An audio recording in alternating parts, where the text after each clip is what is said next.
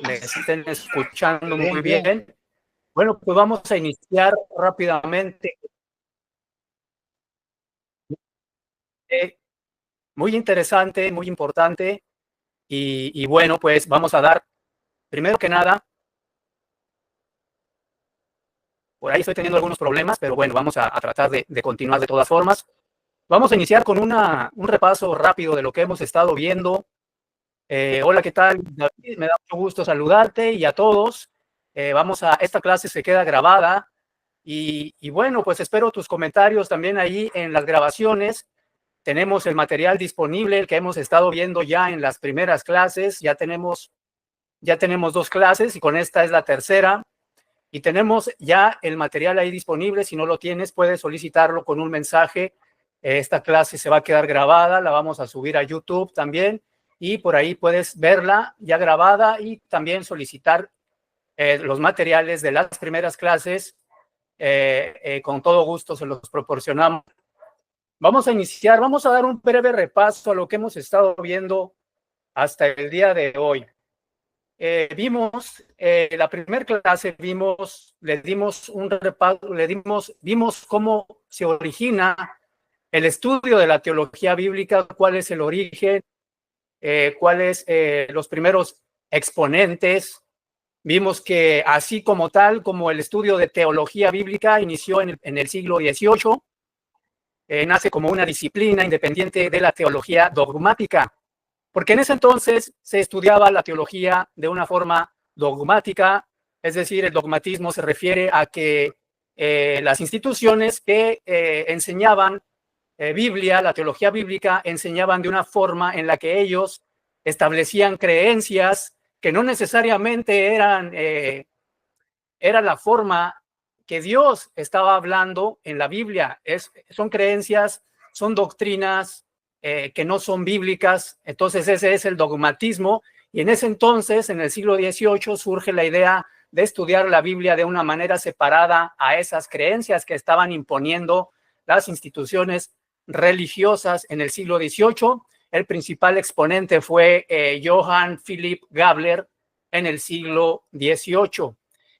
Y pues bueno, también el enfoque en estos estudios de la teología bíblica en el siglo XVIII era racionalista, es decir, se intentaba interpretar la Biblia, los textos bíblicos de una forma en el que se usaba la razón, ¿sí? No se interpretaba la Biblia así tal como Dios quería revelarla, sino que se imponía la razón, el porqué de los textos bíblicos, se tenía que imponer la razón antes de la palabra de Dios. Y esa era la forma en la que se estudiaba teología en el siglo XVIII. Luego también vimos que en el siglo XIX se estudió la Biblia de una forma separada, es decir, el Antiguo Testamento se estudiaba de una forma separada al Nuevo Testamento.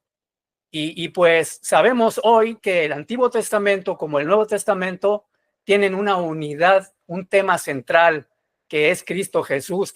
Jesucristo se revela tanto en el Antiguo Testamento como en el Nuevo Testamento, pero en el siglo XIX no se estudiaba la Biblia con la unidad bíblica en la que hoy en día la tenemos y la estudiamos.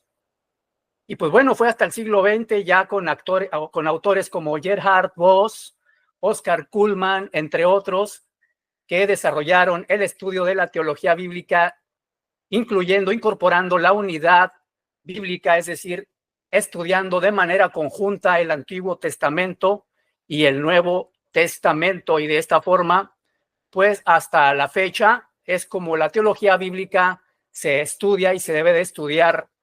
Debemos de procurar esta forma de estudiar la Biblia porque es la forma correcta.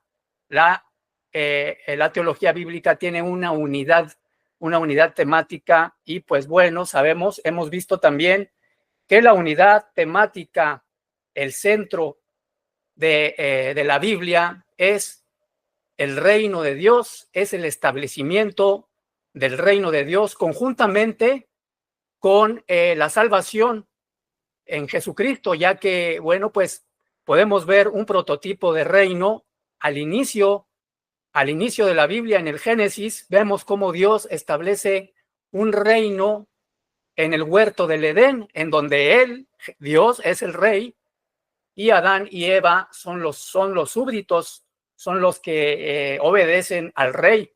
Y de esta forma, pues ya vemos que Dios, el propósito de Dios desde un inicio es conformar su reino. Y pues bueno, sabemos también que este reino se vio afectado porque el hombre cayó en pecado, se separó de Dios a causa del pecado y desde ahí pues ya Dios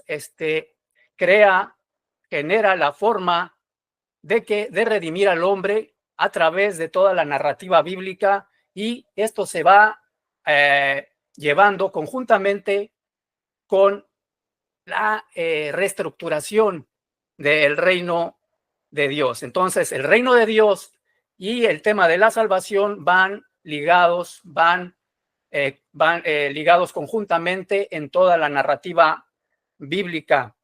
Bueno, entonces esto es en cuanto a el tema central de la Biblia, es el reino de Dios. Y pues al final, en el Apocalipsis, vamos a ver que al final Dios reestructura su reino, y en donde Jesucristo es el absoluto rey vencedor de todo, del pecado, y pues se reestructura ya el reino de Dios en Jesucristo. Entonces esto ya lo hemos visto, ya lo vimos en las clases, en las primeras clases. Déjame por aquí revisar cómo vamos.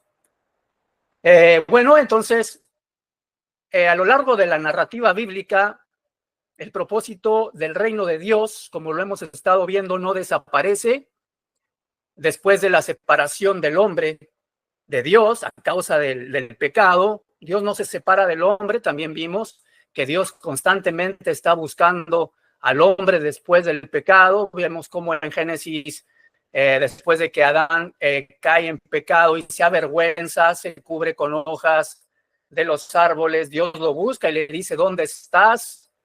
No es que no sepa Dios dónde estaba, sino que es como una invitación para Adán a hacerlo reflexionar de lo que ha hecho, ¿no? Así como es una pregunta retórica: ¿dónde estás? O sea, como diciéndole: ¿qué has hecho?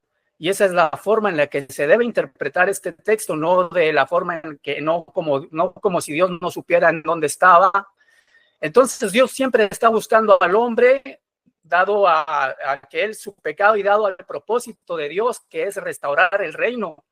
Sí, vemos cómo también esta reestructuración, esta restauración del reino implica también terminar con el pecado que en Génesis, desde el libro de Génesis, después de que Adán y Eva incurren en el pecado, en Génesis específicamente en el capítulo 3, Dios promete desde ahí a Jesucristo, promete una descendencia una simiente en la que serán salvos todas las naciones, en la que todos obtendremos perdón por este pecado cometido por los primeros hombres en la tierra. Y esa simiente de la que habla en Génesis 3:15 es el Señor, nuestro Señor Jesucristo. La simiente de la mujer es nuestro Señor Jesucristo. Y desde ese momento ya podemos ver la revelación de Dios en toda la narrativa bíblica, cómo revela Dios a Jesucristo a través de los pactos. También se está revelando, todos los pactos apuntan a Jesucristo, y vamos a darle un repaso a de qué manera todos los pactos, el pacto hecho con Noé, con Abraham, con Moisés, con David, todos apuntan a Jesucristo, de manera que toda la Biblia, desde el Antiguo Testamento, nos está hablando de Jesucristo, y hay ahí la importancia de estudiar también el Antiguo Testamento conjuntamente con el Nuevo Testamento, porque los dos tienen esta unidad bíblica, una relación. Los dos hablan de nuestro Señor Jesucristo. Entonces, el propósito de la revelación de Dios y el propósito de Dios específicamente es sostener la creación. Sostener la creación para sostener el propósito, su propósito de restaurar el reino que ha caído a causa, que se ha más bien no caído, sino más bien se ha afectado a causa del pecado. Entonces, ¿por qué el pacto con Noé, por ejemplo, para comenzar fue no destruir la tierra? Ese fue el pacto con Adán, con Noé, perdón. Si vemos en el Génesis capítulo 9, creo que son el 9, el 10 y el 11, cómo Dios hace un pacto con Noé en donde le promete que no destruirá ya jamás la tierra con agua. ¿Por qué hace este plan, este pacto Dios con Noé? Porque su propósito es preservar la tierra. Por eso ya no, ya Dios promete en este pacto no destruir la tierra con agua, porque el propósito de Dios es conservar la tierra, precisamente porque su propósito más a futuro será en los siguientes pactos, que es con Moisés, será hacer una nación santa, un reino de sacerdotes con el pueblo de Israel. Pero antes del pacto con Moisés, tenemos al pacto con Abraham. ¿Por qué con el pacto con Abraham? ¿Por qué con Noé era no destruir la tierra? Porque con Abraham, a Abraham le prometió la tierra, precisamente le prometió una tierra en donde serán, mediante la cual serán benditas todas las naciones, y sabemos que esta tierra será a la postre la tierra de Israel, el pueblo de Israel, a través de la descendencia de Isaac, porque en Isaac es donde le será dada descendencia a Abraham, y la simiente de Jacob es nuestro Señor Jesucristo. Entonces vemos cómo están ligados todos los pactos, cómo Dios tiene un firme propósito al establecer pactos desde Noé, que fue no destruir la tierra. ¿Por qué? Porque posteriormente, a través de esa tierra, iba a surgir su nación santa, que era Israel. Bueno, el propósito era que fuera una nación santa, y pues bueno, vemos que pues Israel no cumplió con este propósito de Dios. Sin embargo, el propósito de Dios es firme, es estable y es verdadero y auténtico en toda la narrativa bíblica. Y pues bueno, Dios después del pacto con Moisés, hace un pacto también con el rey David. Más adelante podemos ver este pacto ya en el libro de Samuel. Pero ¿por qué hace un pacto con David? Porque Dios sabía de antemano que la desobediencia de Israel en el pacto con Moisés iba a afectar de una gran manera. Iba a haber la falta de obediencia, pues que va a generar la falta de un buen rey, un rey que representara dignamente al pueblo de Dios. Y es de esta manera que por eso Dios establece un pacto con David, un pacto incondicional, prometiendo que un descendiente suyo, un descendiente de David, de su linaje, será un rey, reinará para siempre y será a todas las naciones un rey que reinará en todo el mundo. Y este rey sabemos que es a la postre nuestro Señor Jesucristo. Entonces, de esta forma estamos viendo cómo nuestro Señor Jesucristo está en el Antiguo Testamento. Todos los pactos apuntan hacia Él, y pues ya se ve revelado de una forma física en la encarnación de Jesucristo ya en el Nuevo Testamento, en donde también pues los apóstoles y el apóstol Pablo tienen sus doctrinas en donde ya enseñan la palabra de Dios, enseñan a Cristo resucitado. Y pues bueno, entonces cada pacto que quede esto, me gustaría que quedara muy claro, cada pacto apunta hacia nuestro Señor y Salvador Jesucristo. Y bueno, pues vamos a continuar entonces con el tema de hoy. Esto fue un repaso a lo que hemos estado viendo. Vimos desde luego el carácter de Dios en toda la... Hemos visto el carácter de Dios en los pactos. Tenemos el material dispuesto, disponible para que lo puedas tener a la mano. Gustas mandarme un mensaje y con todo gusto se los envío. Voy a compartir pantalla para iniciar de lleno. No sé si tengan alguna pregunta. Por ahí te veo, está Luis David ahí con nosotros, acompañándonos en esta sesión. Todo lo que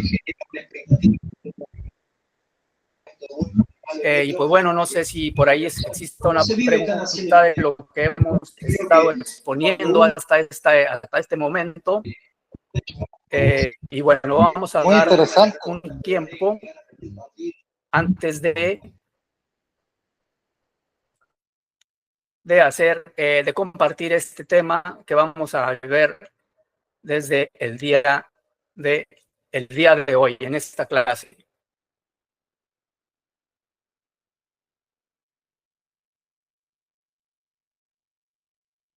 Bien, pues creo que ahí se está compartiendo ya la pantalla, creo que ahí ya se está viendo.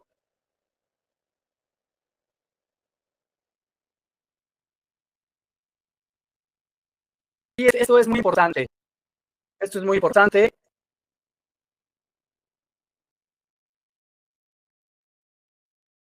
Bueno, si hay unos problemitas, vamos a intentar otra vez compartir la pantalla.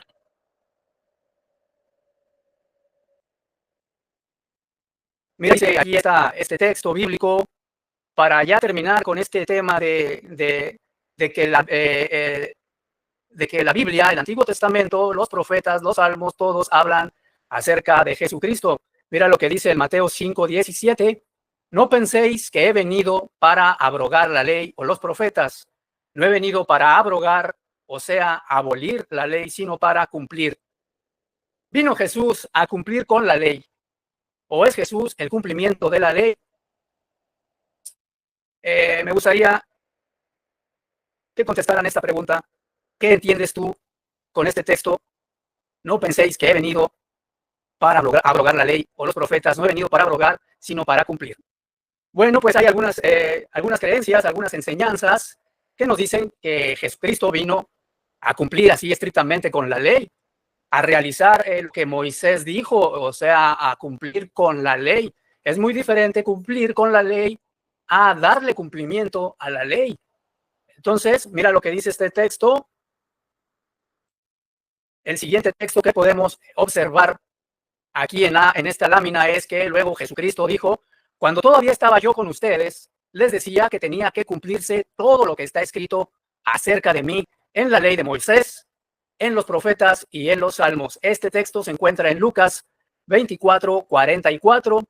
Entonces aquí podemos ver claramente que no habla el texto de que Jesucristo cumplió con la ley estrictamente al pie de la letra, como muchos han enseñado por ahí, sino que aquí lo que está diciendo es de que todo se cumplió, toda la ley habla acerca de Jesús, lo que está escrito acerca de él en la ley de Moisés, en los profetas y en los salmos. Y quiero que notes aquí algo muy importante, porque no solamente dice en la ley de Moisés, también nos está diciendo que en los profetas y en los salmos. Es decir, anteriormente, la forma de estudiar la Biblia, el Antiguo Testamento, obviamente, porque no existía el Nuevo en la época de Jesús y de los apóstoles, de los discípulos, había nada más 3 secciones en el Antiguo Testamento que conformaban todo el contenido de la Tanaj, que también es el Antiguo Testamento, que las 3 secciones son la ley de Moisés, los profetas y los salmos. Entonces, mira, todo lo que está escrito acerca de Jesús se encuentra en la ley de Moisés y también en los profetas y en los salmos, es decir, en todo el Antiguo Testamento, no solamente en la ley. Entonces, que quede muy que quede muy claro que todo lo que está escrito de Jesús está en todo el Antiguo Testamento. Y dime tú si los pactos con Noé no se encuentran en el Génesis.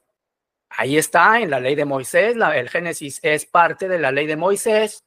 Dime si el pacto con Abraham también se encuentra en la ley de Moisés.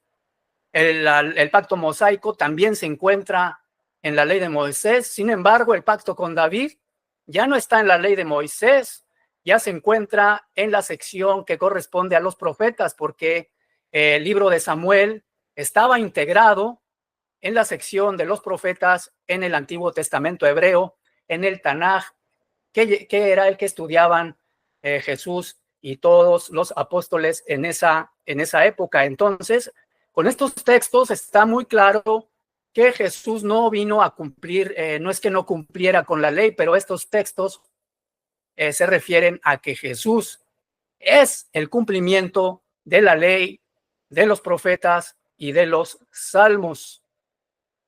Y ya para cerrar con broche de oro, para rematar el tema de que Jesús es el cumplimiento de la ley y de los profetas, mira lo que dice este texto en Levítico 4, capítulo 1, del 1 al 3. El Señor le dijo a Moisés: da las siguientes instrucciones al pueblo de Israel. De esta manera deben proceder con aquellos que pecan involuntariamente al hacer algo que viola uno de los mandatos del Señor. Si el sumo sacerdote peca y así mancha de culpa a toda la comunidad, debe presentar una ofrenda por el pecado que cometió.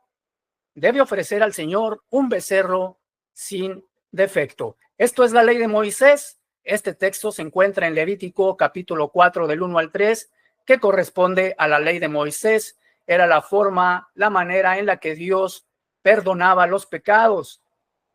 Los perdonaba a cambio de una ofrenda, de un sacrificio de un animal, por medio del cual el pecado era perdonado. Ahora bien, fíjate lo que nos dice ahora el Nuevo Testamento, lo que viene ya en el Nuevo Pacto después de Jesucristo, en Hebreos capítulo 10, versículo 1 y versículo 5. Mira lo que dice en la versión Nueva Traducción Viviente. Déjame tomar un poquito de agua. El sistema antiguo, bajo la ley de Moisés, era solo una sombra, un tenue anticipo de las cosas buenas por venir, no las cosas buenas en sí mismas. Bajo aquel sistema se repetían los sacrificios una y otra vez, año tras año, pero nunca pudieron limpiar por completo a quienes venían a adorar. Luego el versículo 5 nos dice: por eso, cuando Cristo vino al mundo, le dijo a Dios: no quisiste sacrificios de animales ni ofrendas por el pecado, pero me has dado un cuerpo para ofrecer. Pues aquí está muy claro cómo el Antiguo Testamento, la ley de Moisés, que era el sacrificio de animales, aquí ya vemos que Dios ya no quiso esos sacrificios. Después del sacrificio de Jesucristo en la cruz, ya Él era el sacrificio perfecto, sigue siendo el sacrificio perfecto, y Él es ahora, en el nuevo pacto, la forma en la que Dios, el medio en el que Dios perdona los pecados del mundo. Así que está más que claro en que Jesús es quien le da cumplimiento a la ley de Moisés. En él es el cumplimiento de la ley de Moisés, no es que se refiera los textos que ya vimos a que Jesús cumple con la ley así estrictamente, de una forma estrictamente hablando, sino que más bien en Jesús se cumple todo lo que la ley y los profetas decían de Jesucristo. Bueno, vamos a seguir compartiendo. Vamos entre esto, espero que ya haya quedado un poco claro. No sé si haya por ahí alguna pregunta. algo que no haya quedado claro y que con todo gusto podemos exponer en este momento. Y bueno, sí, con mucho gusto vamos a compartir, Luis, vamos a compartir el material. Vamos a compartir el material con mucho gusto allí en el grupo. Espero que allí en el grupo de WhatsApp estés dentro, y vamos a compartir el material, y también en las grabaciones de este video, en donde vamos a subirlo a las plataformas, que será en YouTube, en Facebook. Vamos a estar compartiendo. Muchas gracias. Gracias que te ha quedado claro todo el tema hasta hoy. Entonces vamos a continuar con el tema que corresponde a este día para avanzar, porque tenemos un tiempo limitado. Entonces tenemos que darle un poquito, pero no voy a dejar de escuchar, y si tienen alguna pregunta, con todo gusto vamos a responder, vamos a tratar de responder bíblicamente, de una forma bíblica, en base a una teología bíblica, respetando la unidad de la que hemos estado hablando, porque así es como se debe estudiar la Biblia en estos días, de una forma en la que el Antiguo Testamento se estudia juntamente con el Nuevo Testamento, porque la unidad es Jesucristo. El tema central de la Biblia es el reino de Dios, el establecimiento del reino de Dios, y cómo a lo largo, en la narrativa bíblica, el reino se vio afectado por el pecado, pero Dios lo va a restaurar en el futuro. De hecho, el reino de Dios está restaurado desde el momento en el que Jesucristo es encarnado, y él se establece en la tierra, hace presencia en la tierra, y bueno, ya el reino de Dios se cumple con Jesucristo. Vemos muchos textos en la Biblia en donde Jesucristo hace una afirmación en la que él dice: el reino ha llegado, el reino está cerca, el reino ha llegado. ¿Por qué? Porque espiritualmente el reino de Dios ya ha sido llegado, ha sido establecido en la presencia de Jesucristo en la tierra. Entonces vamos a seguir compartiendo el tema del día de hoy. Vimos este texto ya. Vamos a la unidad 3, que es en la primera parte, porque vamos a dividir esta unidad porque está un poco larga en varias partes. Vamos a iniciar en este día con la parte 1, en donde vamos a estudiar la formación del pueblo del reino. Vamos a rápidamente realizar una breve introducción. La elección de Israel como pueblo del reino. El concepto de elección en la Biblia no es una simple selección arbitraria de un pueblo sobre otros, sino que es un acto soberano, amoroso y con propósito dentro del marco del reino de Dios. Desde el llamamiento de Abraham hasta la consolidación de Israel como nación, Dios revela que su intención es establecer su reino en la tierra a través de un pueblo escogido, mediante el cual bendecirá a todas las naciones. En la teología bíblica, la elección de Israel está íntimamente relacionada con el desarrollo del reino de Dios, que puede definirse como el gobierno de Dios sobre su pueblo en su presencia, para su gloria y para el bien del mundo. Bueno, pues únicamente lo que nos está diciendo esta introducción es lo que ya hemos estado hablando, es el propósito de Dios en cuanto a restaurar su reino, en cuanto a seguir firme en su propósito de reinar sobre todo el mundo, sobre toda nación. Pero para esto, bueno, pues Dios primeramente elige a un pueblo para que sea el precursor, que le dé origen a lo que viene siendo sus propósitos posteriores, que se cumplirán en Jesucristo. Entonces él elige por su soberanía, por su misericordia, por todo lo que Dios representa, elige a Israel como el pueblo del reino, por medio del cual bendecirá a todas las naciones del mundo. Entonces, ¿cuál es el fundamento de la elección? vamos a ver el llamado de Abraham principalmente. La elección comienza con un individuo, con Abraham, que será el padre de una nación escogida. Dice el texto en Génesis capítulo 12, versículo 1 al 3, que haré de ti una nación grande y en ti serán benditas todas las familias de la tierra. Esto lo podemos ver en Génesis capítulo 12, versículos del 1 al 3. Mira, por este momento, pues no lo voy a leer, ya está más resumido aquí en esta, aquí lo acabo de resumir. Sin embargo, pues tú puedes leerlo en tu tiempo libre, o incluso puedes volver a ver esta grabación, poner pausa y seguir leyendo tu Biblia para ir confirmando estos textos de una forma pues también más práctica de ir llevando a cabo este estudio. Mira lo que dice este pasaje. El pasaje de Génesis 12, 1 al 3 establece el patrón de la elección. ¿Cuál es el patrón de la elección? Gracia soberana. ¿Por qué? Porque no hay mérito en Abraham. Dios es un Dios que manifiesta su gracia soberana. Mira, ahora sí voy a buscar este texto en Josué, capítulo 24, versículo 2. Si tú quieres buscarlo también en tu Biblia, pues puedes hacerlo para que confirmes, corrobores el texto que voy a leer.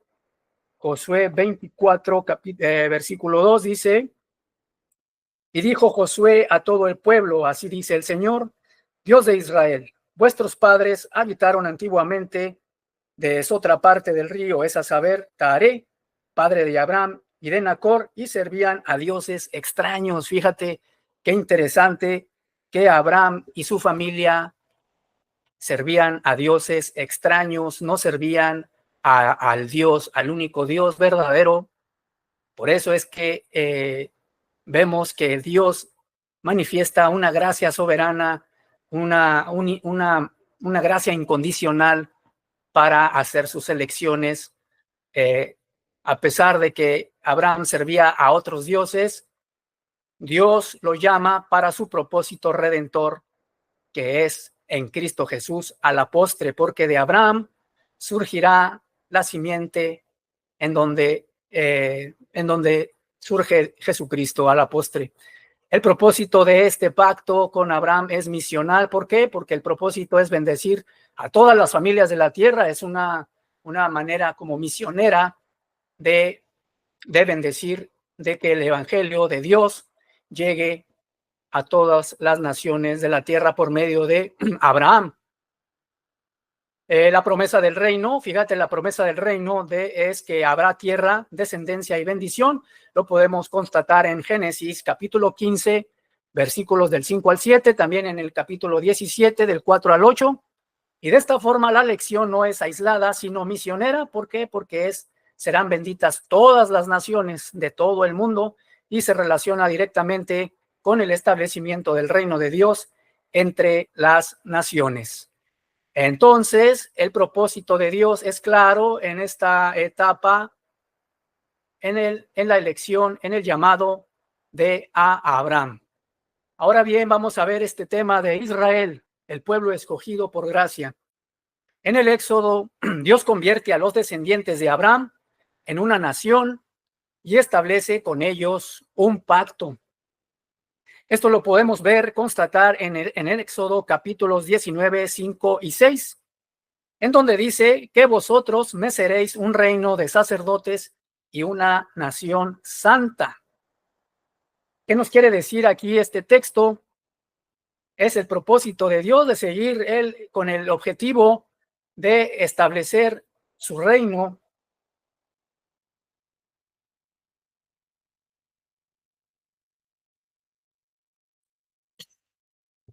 De más bien restaurar el reino que ya había sido afectado por el pecado a través de una nación santa, en la cual Israel era uno de los actores, el actor principal para llevar a cabo este propósito. Él quería que Israel fuera un reino de sacerdotes y una nación santa, pero fíjate que esta este pacto con Moisés, con el pueblo de Israel, era condicional.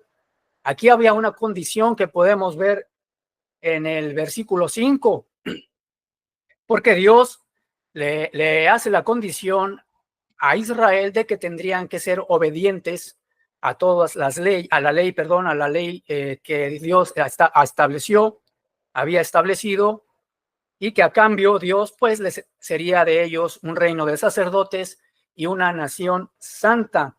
Aquí se revelan tres verdades fundamentales. Mira, la elección es incondicional.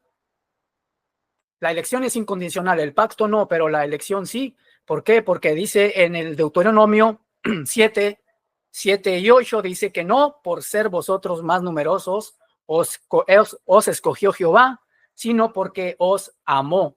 Es decir, Él ama de una forma incondicional, y de esta forma es por la que eligió a este pueblo. Voy a buscar rápidamente Deuteronomio capítulo 7, del 7 al 8. Mira lo que dice, no por ser vosotros más que todos los pueblos os ha querido el Señor, Él os ha escogido porque vosotros erais los más pocos de todos los pueblos, sino porque el Señor os amó y quiso guardar el juramento que juró a vuestros padres. Os ha sacado el Señor con mano fuerte y los rescató de casa de siervos, de la mano del faraón, rey de Egipto. Aquí vemos la elección incondicional de Dios. Él los escogió por amor, solamente por amor. La motivación, perdón, hubo aquí un percance, pero bueno, espero que todo esté muy bien. Vamos a seguir, a continuar. La motivación no es el tamaño ni la moralidad de Israel, sino el amor fiel de Dios y su compromiso con el pacto de Abraham. Muy bien, entonces la elección es incondicional, más no el pacto. El pacto con Israel, con Moisés, era condición, era de que ellos tenían que obedecer la ley.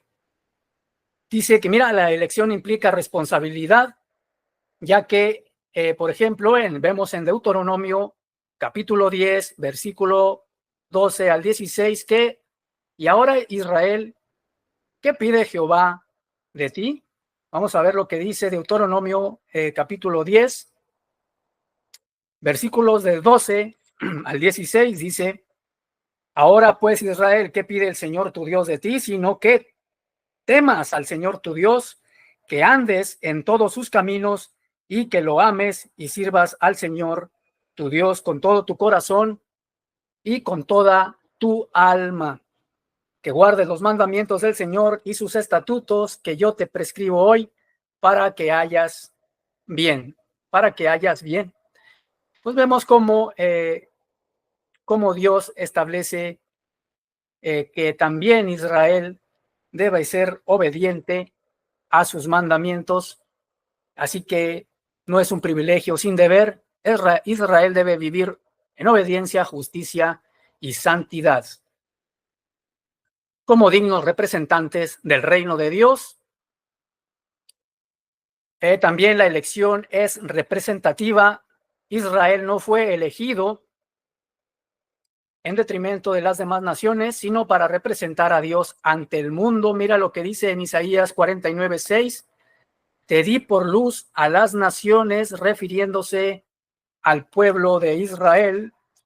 Vamos a leer rápidamente qué dice Isaías 49:6. Mira lo que dice: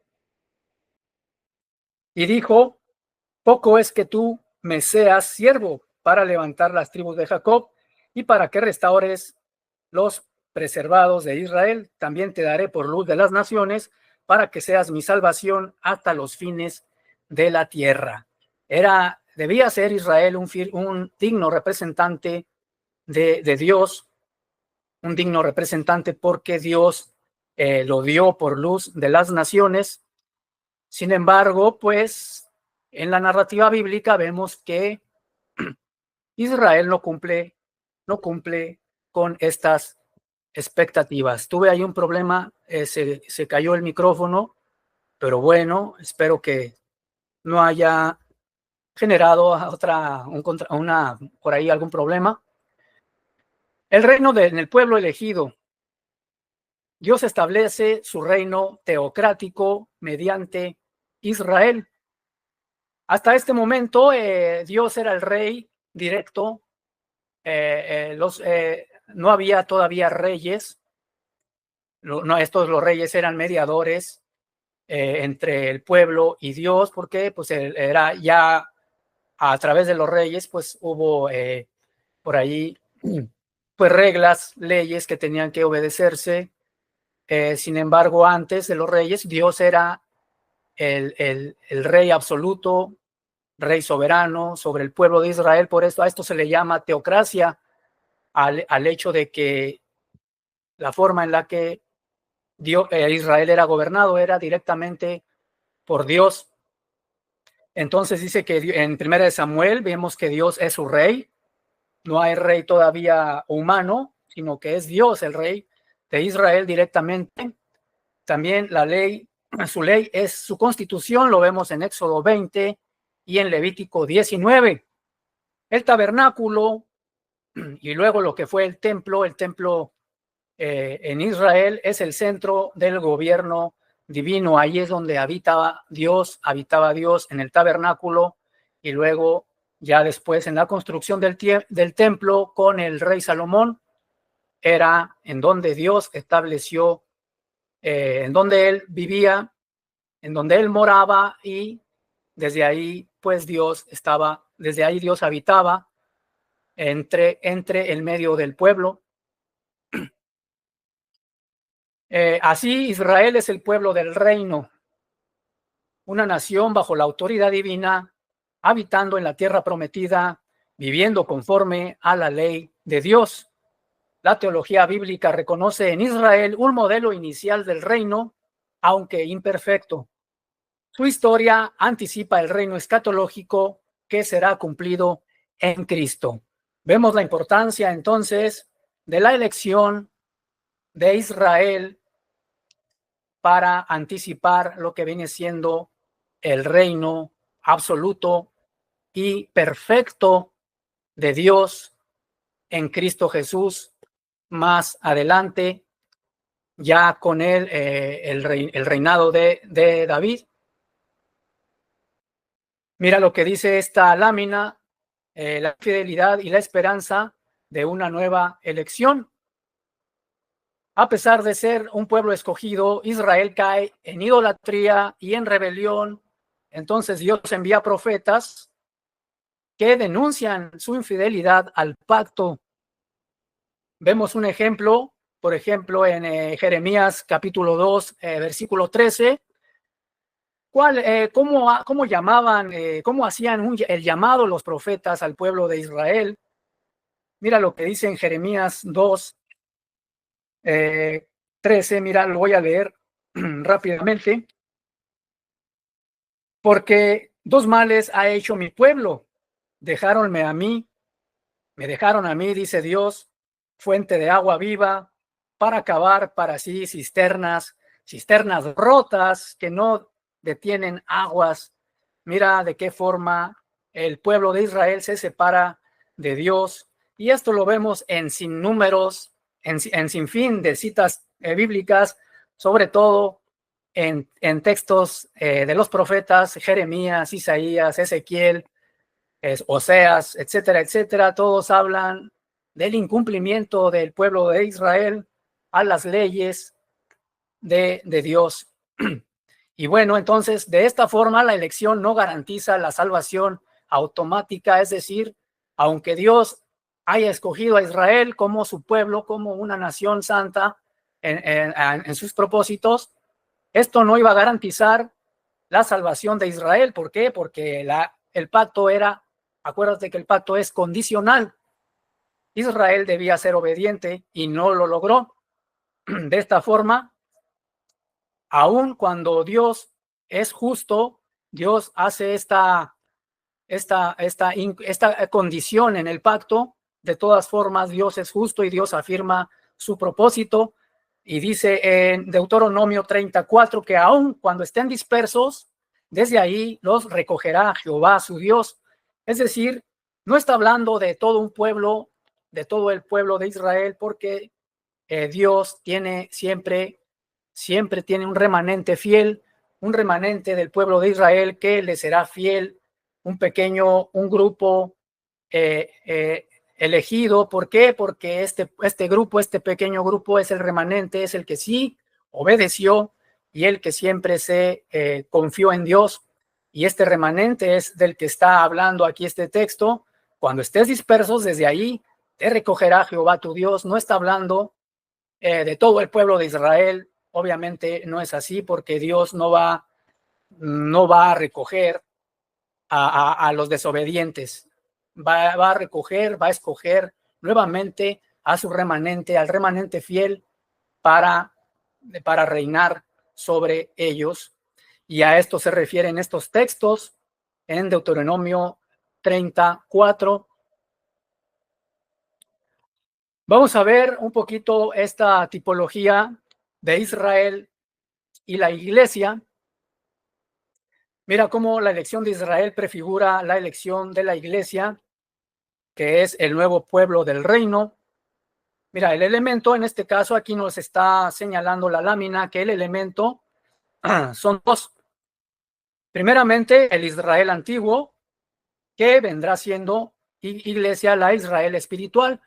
No estamos hablando de que Israel va a sustituir, o que la iglesia sustituya a Israel de ninguna forma. La iglesia es una entidad, Israel es otra.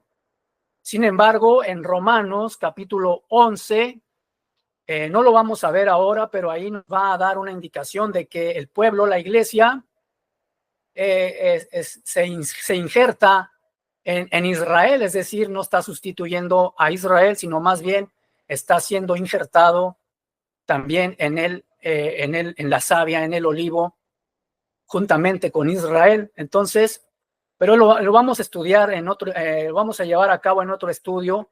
Hoy vamos a profundizar un poquito en lo que corresponde a los temas de esta clase, para no salirnos de los temas, pero para que más o menos que quede un poco claro a lo que se está refiriendo esta lámina. Mira también el pacto, cómo es en el antiguo pacto, cómo es con Abraham y con Sinaí. En el Antiguo Testamento es con Abraham y la ley del Sinaí con Moisés. Y ahora el nuevo pacto es en Cristo Jesús. Y hay allí textos bíblicos en Jeremías 31 y en Lucas 22 que tú puedes también leer sin problema. Mira el otro elemento, que es la vocación.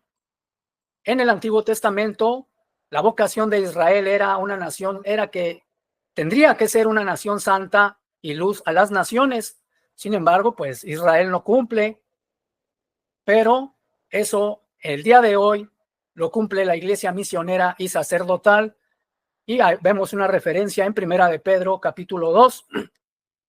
En el Antiguo Testamento el territorio es Canaán, y ya después de Jesucristo, en la redención de Jesucristo con la salvación, ya es toda la tierra, y lo vemos en Mateo 28, 18, en donde Jesucristo manda a sus discípulos, les hace la gran comisión de ir a predicar el evangelio a toda la tierra. Ya no es Canaán, ya es ahora toda la tierra, todos los lugares del mundo.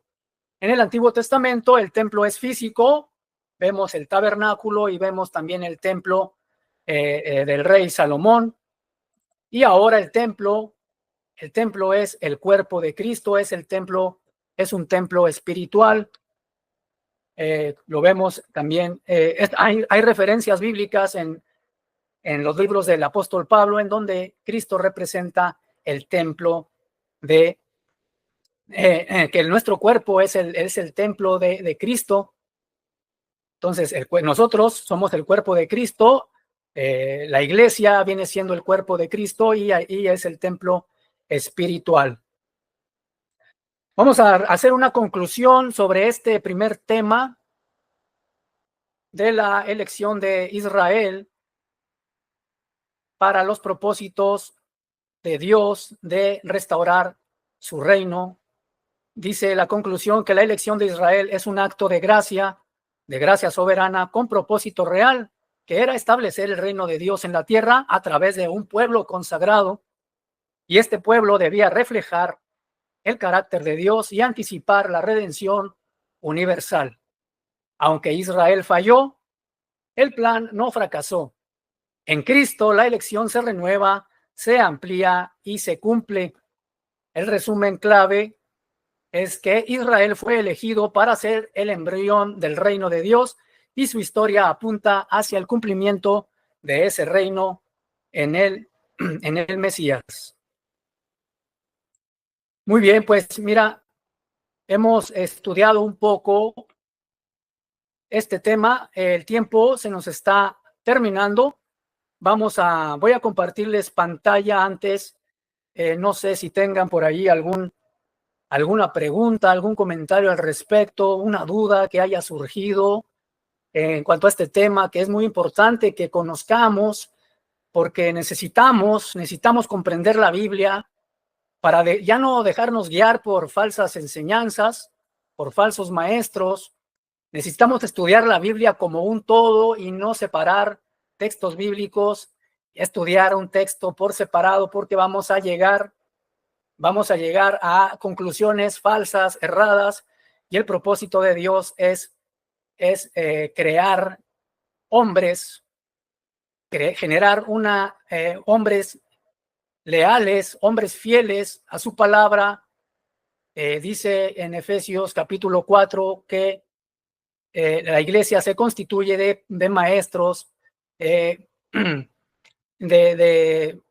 profetas, perdón, no de profetas, pero en el cuerpo de Cristo debe haber maestros, buenos maestros, y de esta forma tenemos que estar conscientes de que debemos estudiar la Biblia como una unidad y ya no de forma separada como voy a recalcar, porque vamos a caer en conclusiones falsas. Entonces vamos a seguir estudiando la Biblia. Mira, voy a compartirte lo que vamos a ver en la siguiente clase, porque tenemos pues una hora nada más y ya estamos cumpliendo con el tiempo establecido.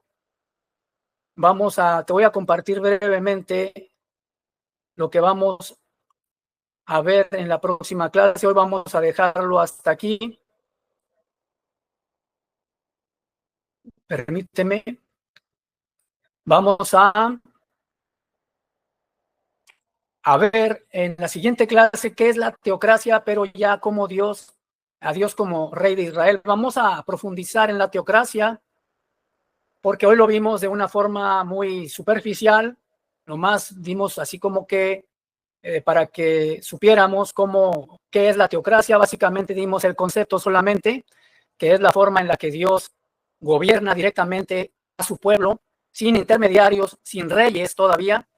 Entonces vamos a ver lo que es la teocracia, vamos a profundizar el fundamento bíblico de la teocracia, de qué forma se llevó a cabo. Vemos en el libro de los jueces, por ejemplo, en donde no había reyes todavía gobernando al pueblo, sino que era Dios quien gobernaba al pueblo directamente por medio de estos jueces, de estos legisladores que Dios ponía para propósitos de vencer a sus oponentes en esos tiempos. Y Dios siempre les daba la victoria. No es que los jueces eran los que daban la victoria, era Dios siempre en todo momento. Vemos la soberanía de Dios, el poder de Dios y la fidelidad de Dios, porque este pueblo siempre constantemente caía en pecado una y otra vez. En el libro de los jueces, después de que Dios les daba la victoria, incurrían en el pecado y nuevamente le pedían a Dios que les diera un libertador, un juez que los liberara de sus opresores. Y Dios bien podía decirles, no, yo pienso, bien podía decirles, no, pues es que ustedes son pecadores, me desobedecen, yo no, ya no. Sin embargo, la misericordia y la fidelidad de Dios, porque Dios es fiel. Aquí este es un excelente atributo de Dios.